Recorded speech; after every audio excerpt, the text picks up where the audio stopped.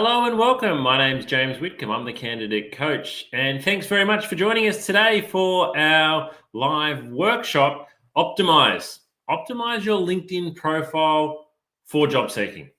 So I'm guessing you've got a LinkedIn profile. I'm guessing you've probably had a LinkedIn profile for quite some time. I think I've had mine for what year in 2022. I think I've had mine for over 10 years, although for the first couple of years, I didn't use it much. So you've probably got a LinkedIn profile. You've probably been on the platform a little bit, but now that it's come time to looking for work, you're wondering how you can best put it together. How can it best reflect your skills, your experience, your achievements? How can it best promote you? How can it best sell you? And how can you best spend your time on the platform? Because from an experienced recruiter's point of view, I can almost notice a lot of the time when someone is desperately looking for work because their LinkedIn activity suddenly goes through the roof. They go from being somebody who you don't really see contributing or getting involved in LinkedIn to somebody who is a little bit over the top with their activity and their behavior. And so, you want to make sure that when you're using LinkedIn for looking for work, you're using it in the right way. So hopefully that's what we're going to do today in our session here. So the title of today is Optimize Your LinkedIn Profile for Job Seeking. So just a little bit of housekeeping today. I am coming to you live via our YouTube channel. We are streaming onto multiple platforms, including our Facebook channel, our LinkedIn channel, our Twitter page. We're also on many of our partner sites. So if you're on one of our partner websites, a very special welcome to you this morning. Thank you for joining us. Because we are streaming live, if I do drop out for any reason, please stay on the line and I will reconnect. Doesn't happen very often, but maybe once or twice a year, given we run these workshops twice a week. Now, feel free to ask questions today. So the chat function is live. If you ask us a question, wherever you're watching, the chat function today, we're going to answer it for you. It's not just going to sit there. And again, at the end of the session today, you'll have the opportunity to ask questions about your LinkedIn profile or just about recruitment in general, whether you've got a resume, cover letter, interview question. We're happy to take any of those questions from you. So today, what am I hoping that you will learn today? Well, what I want you to learn is why LinkedIn matters. So some people are still a little bit skeptical when it comes to LinkedIn, and they're not sure whether LinkedIn is really that important. So I want to share with you firstly why it matters, how you can get yours job seeker ready. So how can you really set your LinkedIn profile up to be ready for you to look for work? And how can you become a respected contributor? LinkedIn is not a set and forget platform. You need to become a contributor. And how do you avoid the biggest LinkedIn mistake, which I see people making all the time? And as I mentioned at the end, there'll be opportunity for questions and answers on your LinkedIn profile or any of the recruitment topics that we present on. Excuse me for just one moment.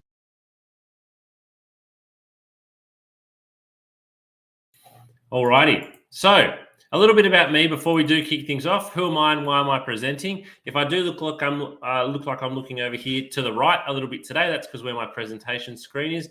But I'm a director at Smart Recruitment and have been in recruitment since December 2005, which means over 16 years, coming up to 17 years. In that time, I've conducted 3,000 interviews, 600 group assessments, and placed 1,000 people into work. And when I look at, interviewing that many people, we're probably looking at tens and hundreds of thousands of resumes over that period of time. And often we're looking at LinkedIn profiles too. And launched the Candidate Coach, the platform that we're meeting on today, in December 2019. Alrighty. So let me ask you a question. Feel free to type this into the chat function wherever you're watching. What score would you give your LinkedIn profile out of 10 if you had to give it a score? Do you think your LinkedIn profile is pretty good? Are you sort of towards an 8 or a 9? Maybe it's a 10 out of 10. Maybe you're just attending this workshop today just to make sure there's something that you haven't missed, but you're fairly comfortable with the way your LinkedIn profile is set up. Maybe you're at the start. Maybe you're just creating your LinkedIn profile at the moment and you kind of don't know where to start. and so you're giving yourself a low score. Or maybe you're sitting in the middle, you've got a LinkedIn profile, it's got some information there, but look, it's just not getting any cut through, and it just doesn't seem to be adding any value to you at the moment. So give yourself a score. Feel free to type it in. Would love to see how everybody rates their own LinkedIn profile at the moment. All right. So why are we running this session? Why do you think you need to optimize your profile for job seeking? Have a think. Again, feel free to type your answer in here. Why do you need to optimize your profile when you're job seeking? Well, there's one simple reason. It's going to be looked at. Your LinkedIn profile is going to be looked at. Now, whether or not you think that is the right thing to do, whether or not you think that's politically correct, whether you think that's appropriate or okay, LinkedIn is a public social media platform. You can choose to be on there. You can also choose, as I'll show you, to keep yourself private and hidden if you would like. If you don't, guess what? Everyone can see your LinkedIn profile. And guess what? Recruiters, hiring manager, that person you're going for an interview next week, they're probably going to look at your LinkedIn profile. Now, the way the rules work is I can look at your LinkedIn profile if you've applied for a job with me, but what I cannot do is I cannot make a decision based on your suitability for the job from your LinkedIn profile. Now, that sounds really complicated and hard to do. So how do I actually separate those two things? I've seen your LinkedIn profile. You're applying for a job. I'm actually not allowed to put the two of them together. That's what the law says. But guess what? It's actually impossible to do. Even if I'm a very experienced recruiter and I'm really conscious of doing that, I've still got what's called unconscious bias. Everyone has unconscious bias. And when I've seen your LinkedIn profile, perhaps when I've seen your photo, it brings up unconscious bias in my own mind. So you need to be aware and you need to acknowledge, you need to accept that your LinkedIn profile is going to be looked at. If you don't want it to be looked at, turn it off or delete it. Don't have one at all. I wouldn't recommend that, but that's what you can do. So kind of for the rest of the workshop today then, how do we embrace that fact? Okay, prospective employers are going to look at my LinkedIn profile. Let's turn it into an advantage. Imagine if I had the best LinkedIn profile out of everybody who's applied for a job. Would that make a difference? Let's have a look at LinkedIn users in Australia. This is going back 2 years now, but 11 million people were registered on LinkedIn. 11 million people were registered on LinkedIn. You can see the main age demographic there is 25 to 34-year-olds, but we have usage across all demographics there. So it's being used. It is very, very common. It's obviously the most common, I guess, corporate social media platform, if you want to call it that. It's certainly more corporate than LinkedIn. It's more corporate. It's more corporate than Facebook, Instagram, Twitter, obviously TikTok. Certainly starting to see a lot more of that type of content on LinkedIn. It is maybe becoming slightly less professional, but it is still a very important tool for you to use. All right, let's get stuck in. Now, what I'm going to do throughout the rest of the session is I'm going to share my LinkedIn profile with you. So I'm going to bring my LinkedIn profile up on the screen. Actually, it's my LinkedIn profile from a couple of months ago. I continue, as I'll talk about today, I continue to edit my LinkedIn profile because it's a live thing. It's like your Facebook profile. You can change your profile picture. You can change your background picture. You can change your details. So I'm going to share my profile with you today just by way of showing you where to click through. Now, I have worked on my LinkedIn profile a lot. I think I've got around about 18 to 19,000 followers. I'm really proud of that. I think that's because I would like to think it's because I produce some good content. But I've worked really hard on my LinkedIn profile over a decade, really, to establish myself on the platform and to build my followers. So I'm going to share with you a little bit of an insight into my LinkedIn profile. So you'll see it on the screen here, and you'll recognize this view. This is what you see on your own home screen a lot of the time, how your LinkedIn profile looks up. So what I'm highlighting to begin with, up in the top right-hand corner there in the yellow, you'll see it says here, edit your public profile and your URL. So that's what we're going to click on, edit your public profile and your URL. And again, you can come back and watch the steps from today's workshop again, because this video will go straight onto our YouTube channel once it's completed. So we're going to click on that essentially. We're going to click up here on edit public profile and URL. That then brings us to this next screen here. Now, we're going to work our way down the right-hand side of the screen here. I want to start off by highlighting at the very top here, you can edit your custom URL. So your URL is the actual address of your LinkedIn profile. So as you can see here for mine, it's linkedin.com/in/james-whitcomb-30B69213. Now, I've actually personally not made the effort to go and customize my URL, but I probably should. You can too. So you can just have linkedin.com/yourname1 or whatever you like it to be. It doesn't have to be really long. I'd really suggest that you do that, particularly if you are including your LinkedIn profile on your resume or your cover letter. I know a lot of you are. Many of you are actually including it on there as a hyperlink, which looks really cool. But if you're sharing your LinkedIn profile, customize that URL. It looks professional. It looks neat. It kind of helps to make you look like, you're savvy. We've then got edit content. So as it says here, this is your public profile. To edit its contents, update your profile. So that's what we're going to do. So first of all, edit visibility. So as it says here, you control your profile's appearance. For people who are not signed into LinkedIn, the limits you set here affect how your profile appears on search engines, profile badges, and permitted services like Outlook.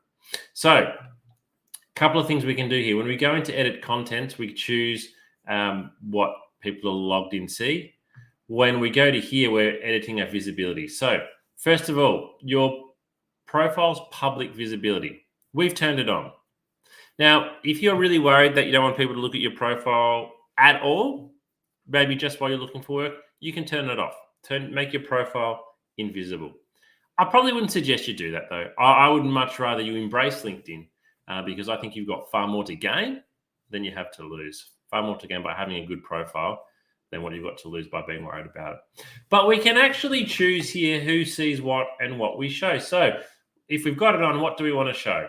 The basic stuff's required. So name, number of connections, and region. But we can see who sees our photo. So maybe you are like, look, I don't want people to see my photo, particularly when I'm looking for work. So we can actually choose. We can have only first degree connections. So that's the people you were connected with already. That's people who you connect with. Only they can see your photo. Therefore, people can only see your photo if you choose to accept them. Maybe your network. So your network is your connection up to 3 degrees away from you. That is a lot of people. That's probably nearly all of Australia, the way LinkedIn works. Or all LinkedIn members. Now, public. So all LinkedIn members on or off LinkedIn. Your content can be visible and in search results like Google and Bing. So what are people going to see? So here we can turn things on and off. Background photo. That's the photo up the top here. Headline. Websites, summaries, article and activities. Our experience. So that's a big part of LinkedIn. Do we want to turn that off?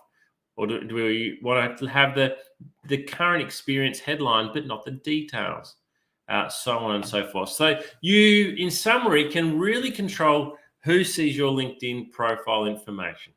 The great thing about this is it's not something that you can't just change temporarily. It is. You can come and change it for one day if you want, 1 hour, and then you can revert it back. So if you want to edit some of these settings just while you're looking for work, go ahead and do that. Your LinkedIn is a fluid tool. You can come back and change it later on. All right, so let's get into actually some of the details then. So what we've got here is the header or the banner image. Now, LinkedIn offer you some options here. You can choose from their portfolio. I'm not sure how many they have there at the moment. I think it was half a dozen last time. But what I'd really encourage you to do is to customize and make your own. See, I've made my own here. It just says the candidate coach with the website.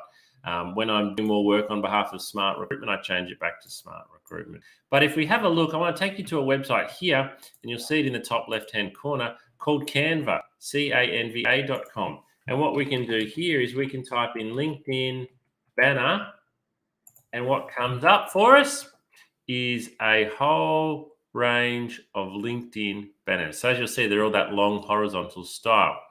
Now, Can I zoom in a bit? I've got a big presentation screen. No, it's not going to change. I'll zoom into one in a moment. Now, what you'll notice if you just scroll down here, first of all, you've got, I don't know, there's probably hundreds, there's maybe thousands that we can choose from. And then we can edit them and we can upload them as well. So I might just pick one here to show you how easy it is to edit one of them. So let's say I like let me just pick one that I probably would use. This one here is pretty cool. Let's have a look at this one. Alrighty, so clicked on one particular LinkedIn banner here. That's Rufus Stewart. Actually, this might not be a great example because all I can do is, oh yeah, I can edit that photo. Okay, all right. So let's say we like this one. Well, first thing we're going to do, we've got to delete that photo of him because it's not me. But as you see, everything here is editable. So I would put in my name. And I would put in the job, I'm a recruiter, so I'd put in recruiter. Any of these things here, we can change around, we can edit. If I want to upload my photo, let me see, where am I? I could put my own photo into this as well. So I can continue to muck around. So this is a really great tool. It is really great because when I'm finished here, I can simply just download it and then I can go and upload that to LinkedIn. So that's going to give you a really nice customized top part of your LinkedIn page, which is going to look really quite different. You don't have to use a photo. I'll just put a photo in there because that's what somebody else has used. So go away, muck around with it. Again, create a couple of different ones that you like. It might change. It will certainly change as your career changes. So we can customize that. And then straight away, when I see that on someone's LinkedIn profile, to me, I'm like, okay, they care about their profile. They want to stand out. They want to look a little bit different. And this is a great way of doing so at the top of the page. All righty. Now, your profile photo, it is friendly and professional. That's it, friendly and professional. So the most important thing probably there is the professional part. It's not a photo from you at a wedding or the football. It shouldn't have anybody else in the photo. It shouldn't have your pet in it unless you're a vet, for example. But as you can see there, just a friendly, approachable looking photo, and it's a headshot. Who are you? So right here, so what I've got written here is agency director and candidate coach. You've got a number of characters here. You can change this around. Again, people think, oh, I can only put one thing in here and I can never change it. If you're looking for work at the moment, put accounting graduate looking for work. Be bold, be brave, be obvious in terms of what you are looking for at the moment. And then when you get a job, guess what? Come and change it because you're no longer an accounting graduate looking for work. You are an accountant. So this information here, you can play around with. Likewise with the about section, I want you to really make a statement here. Really make a statement. So I've written that I'm passionate about recruitment and finding the very best staff for our clients. That's what the best agencies do.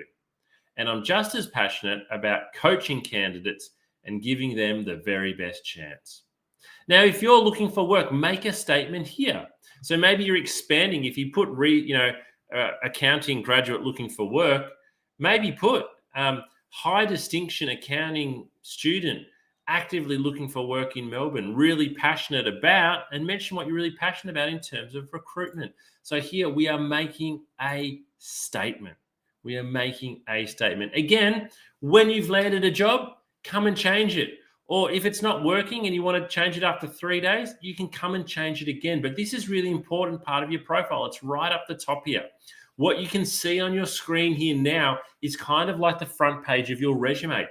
It needs to be bold. It needs to be eye-catching because if you don't have good information at the top, people aren't really going to feel like scrolling down.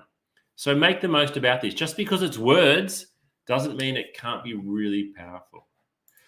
Alrighty, now the featured section, a lot of people kind of don't understand the featured section or know what to do here.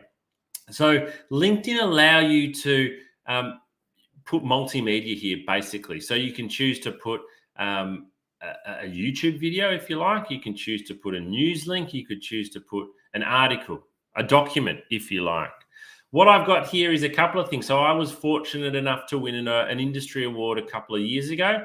And that was an article talking about it. And that was a video from the awards ceremony, an interview that I gave. And then the third thing there is an article that I've written just around recruitment methodology. So this is a really great way for you to stand out. Now, if you've got any achievements, you could put a photo here of yourself. If you had a photo of you at work winning an award, put something here that is going to show how good you are.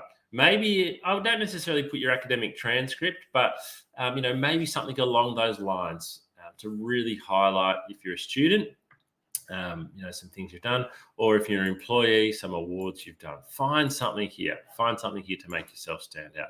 As I said, this part of your LinkedIn profile page is so important because it's what we see first. And it's kind of what makes us decide or not whether we want to keep on scrolling down the page.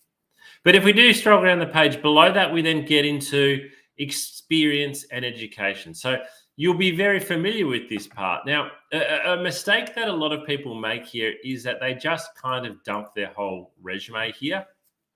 You don't dump your whole resume here. So, I mean, as you can see from my second job there, I've been at Smart Recruitment since November 2005, nearly 15 years. This is an old screenshot.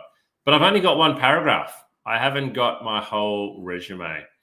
What I like about LinkedIn profiles is it is more concise and it is briefer, and it allows the recruiter or whoever's looking at it to get a really good understanding of who you are and what you've done in a concise way.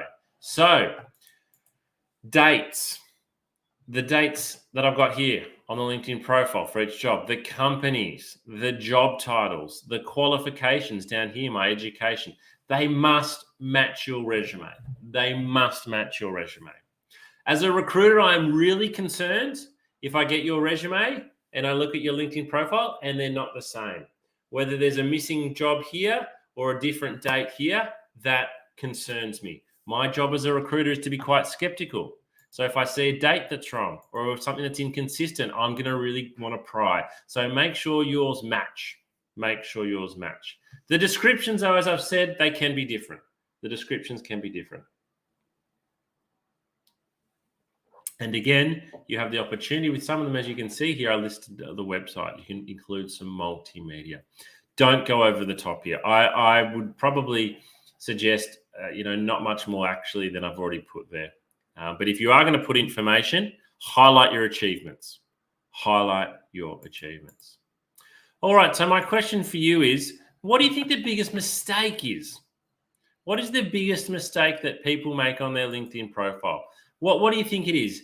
Have you made some mistakes yourself with your LinkedIn profile or your activity on LinkedIn? I'm really keen to hear from you what your biggest mistake is. I'll give you a moment to maybe type an answer into the comments box.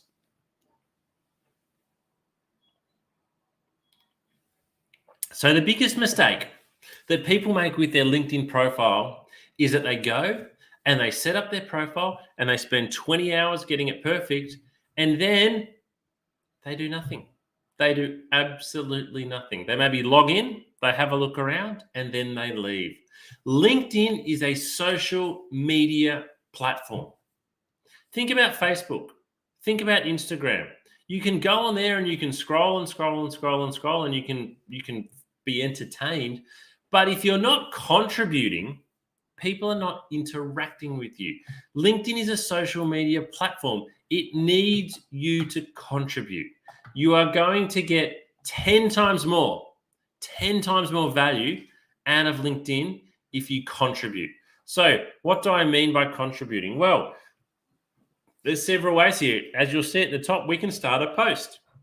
And we can start a post by uploading a photo, a video, a document, writing an article, or just sharing a thought. They also offer, what do you talk about today? So what do you want to talk about today? And below that, you can see these buttons as well. We can celebrate an occasion, find an expert, share a profile, add a job, create a poll, or offer help. If you want to become respected on LinkedIn, you need to contribute. People are not going to follow you. People are not going to interact with you. People are not going to think you've got a great profile if you're not contributing and interacting. So what I would really encourage you to do is to be regular and to be systematic. It doesn't need to be 3 posts a day. It doesn't even need to be daily posting. I would say twice a week is probably the sweet spot, maybe even once a week. But so let's say 1.5 times a week, or maybe we're saying 6 times a month posting on LinkedIn. Now, posting on LinkedIn can be as simple as share an article that you're interested in.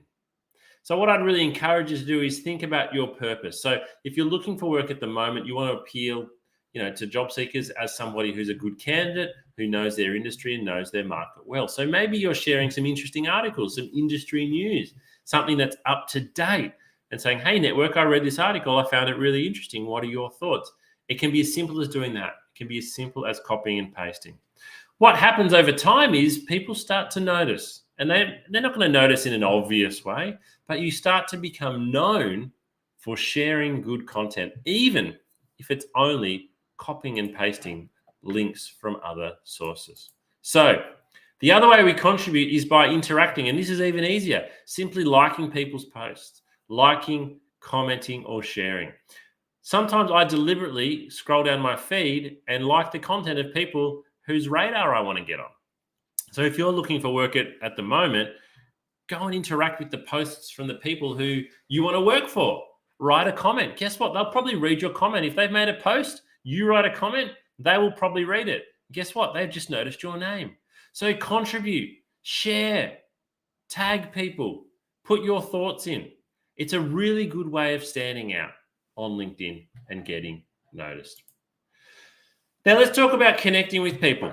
This happens a lot. I will get today probably a dozen LinkedIn connection requests.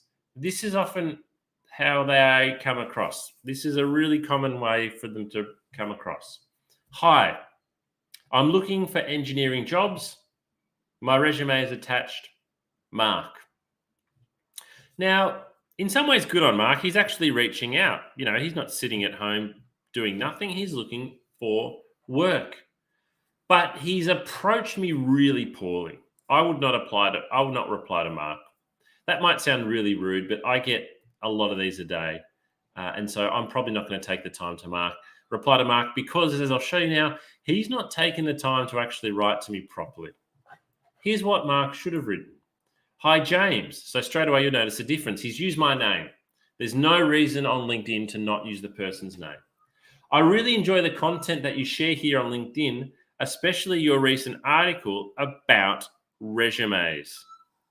So he started off by paying me a compliment, a great way to start off a message. And that's easy for him to find if he's looked at my profile. Due to COVID, I'm unfortunately in the employment market. I'm a trained engineer. However, to get busy again, I'd consider most work. Where do you think the best place to find work is at the moment? Thank you, Mark. So this is great. In that second paragraph, he's told me that he wants engineering work, but guess what? He's open to anything. And he might have been in that first message on the left there, but I don't know. And then he's actually asked me a question. He's trying to engage me. Where do you think the best place is to find work at the moment? So guess what? If I get the message on the left, I wouldn't reply. If I get the message on the right, I probably would reply. Now, the reply I send might not necessarily help Mark much, but he's going to get a reply. He's going to get a communication chain going. I'm probably going to have a look at his LinkedIn profile. So use something like the template on the left. You can approach people on LinkedIn. You should approach people on LinkedIn, but you need to do it in the right way. You need to show that you know them, pay them a compliment if you like, tell them what you're looking for and go into a little bit of detail, but also show that you're open and ask an open-ended question. Ask an open-ended question. It won't get you, if you send 100 of these, you won't get 100 replies, but you'll get enough. I guarantee it. Asking for recommendations. You may or may not have seen this on your LinkedIn profile, but if you scroll down towards the bottom, you can ask for recommendations. They're like references, and they just sit there over time. So if you look at this bottom one here on my profile from Sang Dang, he gave this recommendation for me in 2014. We've probably not spoken since then. That was 8 years ago.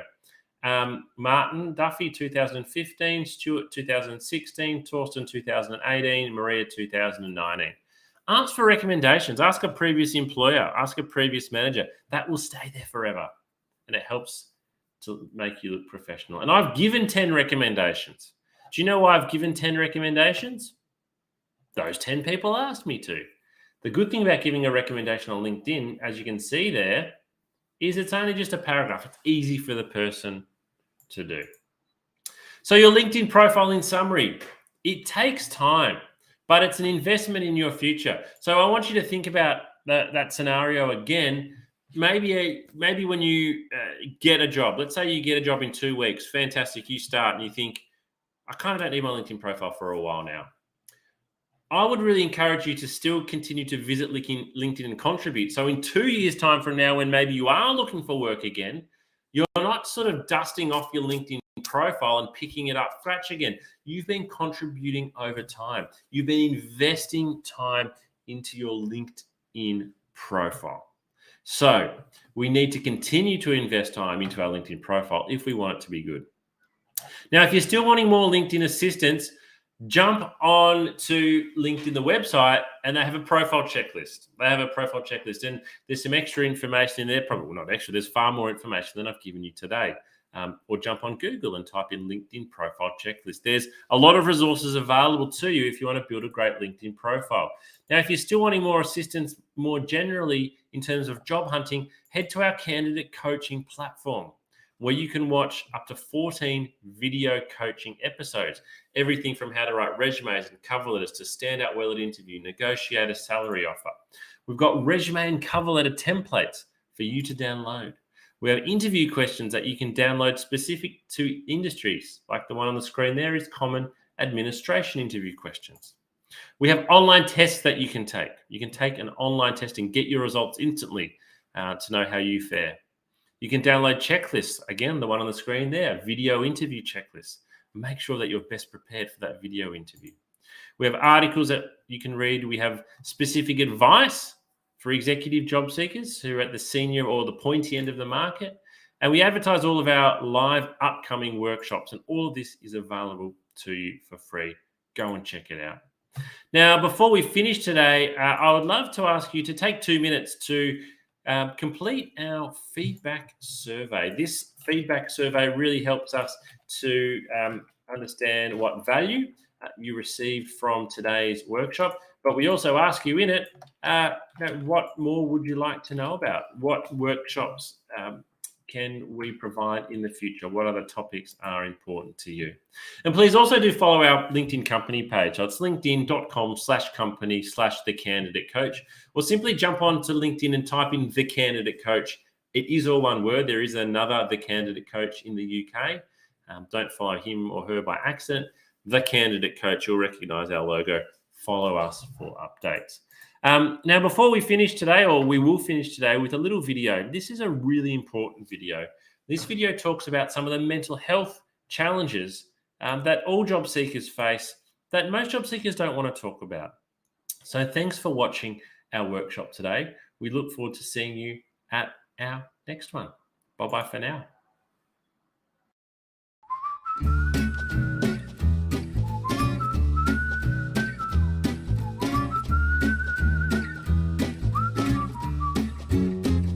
If you're not feeling terrific at the moment and you feel like your mental well-being has taken a little bit of a dip, please remember this is not going to last forever. There's lots you can do to manage your mental health and get back on top of it.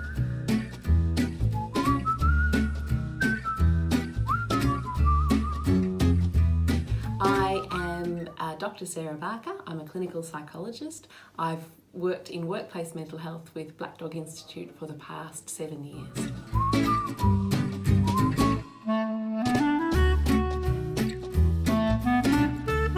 I work with a lot of adults and young people, mainly with anxiety, depression, trauma as well, a range of issues, and many who are looking for work and undergoing that process of trying to find employment.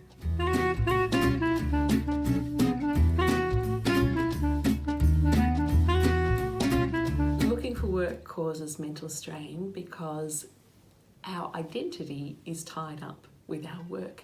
Work gives us meaning, it gives us purpose, it gives us company and connection.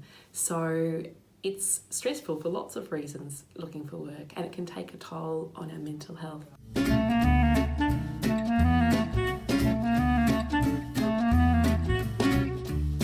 It's really important for us to be aware of the signs that our well-being and our mental health might be dropping. Probably the biggest sign is changes in behaviour. So that might be changes in the way we're thinking or talking to ourselves. We might be saying things like, who would employ me? I'll never get a job. We might be really down on ourselves and really hard and critical on ourselves when normally we're not so hard and critical. We might also, in our relationships, change our behaviour. We might be more snappy or more irritable with people that we love, that normally we might be a little bit irritable sometimes, but not irritable in that way. Losing interest in things that usually sparked us and ignited us and gave us joy.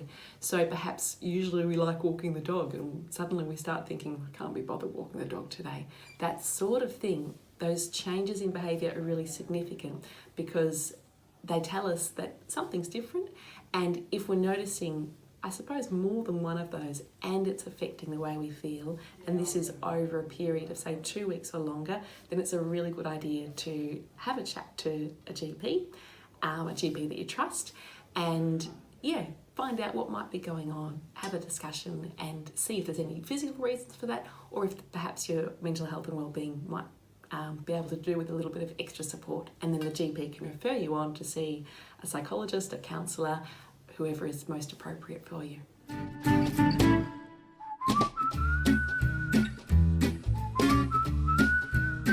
There are so many great things you can do to look after your mental health when you're looking for work, and it's really important that you do. My very top tip would be really talking kindly to yourself and being compassionate with yourself. I think when we're looking for work, we can have a lot more questions like, will I ever get a job? Will I ever be employed? It can feel like this could go on forever. So being kind to ourselves and saying things like, it will work out. There will be a day, my efforts will be rewarded. It will just take time. I just need to keep trying. Reminding yourself of your strengths. And that might even be tapping into people you love and asking them what your strengths are, because sometimes it's harder to find them when our mood's a bit low and we're feeling more worried. We can be harder on ourselves. I think that routine is really, really important to our well-being.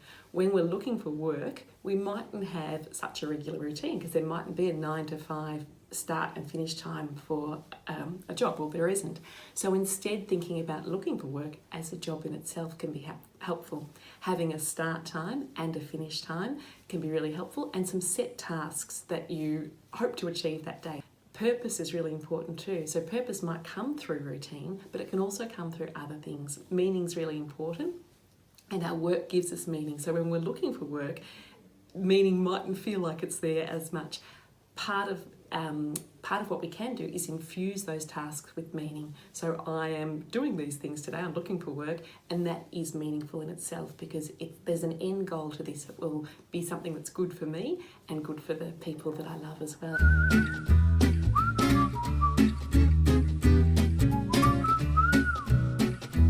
Some excellent resources for looking after wellbeing when looking for work are the Headgear app. The Headgear app is free, it's evidence-based, it's developed by Black Dog Institute, and it is fun to use. It uses mindfulness, so a technique to really help us relax and reduce physiological arousal, which can often occur when we're feeling anxious. It's got a 30-day challenge, which is just short, bite-sized little challenges to extend your well-being and grow your well-being, and that can be really extra important when we're looking for work. There are also some really terrific resources available through the Black Dog Institute. One of them is a beautiful self-care plan that encourages you to think about your top coping tips, the things that personally work best for you, that are positive coping strategies. Another really good resource is through Beyond Blue, and they've got some excellent resources to look after mental health while looking for work, and also when people are recently out of work as well.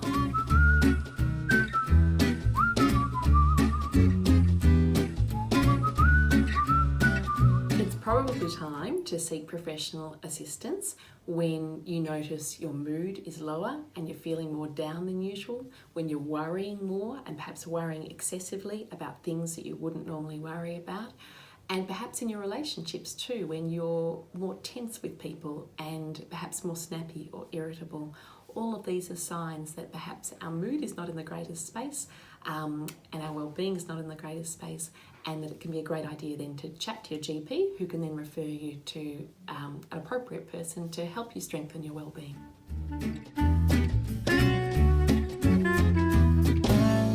It's very common for people to have a dip, but please know that that's not going to last forever, and that there's lots you can do through looking after yourself, but also through getting access to professional support that can really give you a boost again and get you back feeling good as you're looking for work.